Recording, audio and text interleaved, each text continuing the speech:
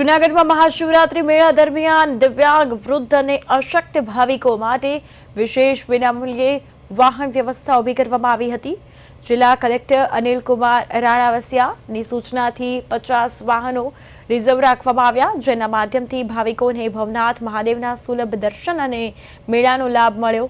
समाज सुरक्षा विभाग અને प्रांत अधिकारी અને मेला अधिकारीના સંકલનથી સમગ્ર વ્યવસ્થા સફળતાપૂર્વક સંચાલિત થઈ, જેને ભાવિકોએ ખૂબ આવકાર આપ્યો।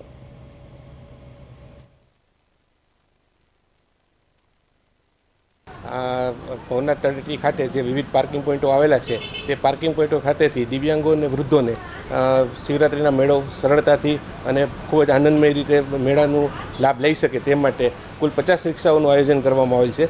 આ 50 રિક્ષાઓ વિવિધ પાર્કિંગ પોઈન્ટ પરથી તેમને જિલ્લા પંચાયત ગેસ્ટ હાઉસ સુધી મૂકી જશે અને ત્યાંથી પરત પાછા તેમના પાર્કિંગ પોઈન્ટ સુધી મૂકી જશે, જેથી ભાવભક્તિપૂર્ણ રીતે આ ભાવિકો છે પોતાનો મેળો છે એ સરળતાથી અને ખૂબ જ આનંદદાયક રીતે આ મેળોનો ઉપયોગ કરી શકે એ માટે જિલ્લા વહીવટીતંત્ર દ્વારા આયોજન। આ મેળામાં હું 25 વર્ષ પહેલાં આવ્યો, પણ અત્યારે મેં બહુ પરિવર્તન સારું કર્યું છે।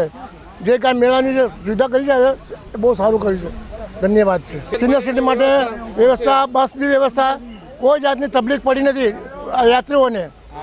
બસ રિક્ષા અને બસની બધી ઘણી કરી છે, વ્યવસ્થા કરી આપી। મેળામાં 14 વર્ષથી અમે આ મેળો કરીએ છીએ અને હું અમારા ધર્મપત્ની અહીંયા મેળો કરવા આવ્યા છે અને અહીંયાનું જે વહીવટી તંત્ર છે, જે સિટી સિટીઝનો માટે, જે વૃદ્ધો માટે જે સારી વ્યવસ્થા કરી છે, જો રિક્ષાઓમાં અમને ત્યાં તળેટી સુધી લઈ જાય છે, એટલે હું આ ત્વરિત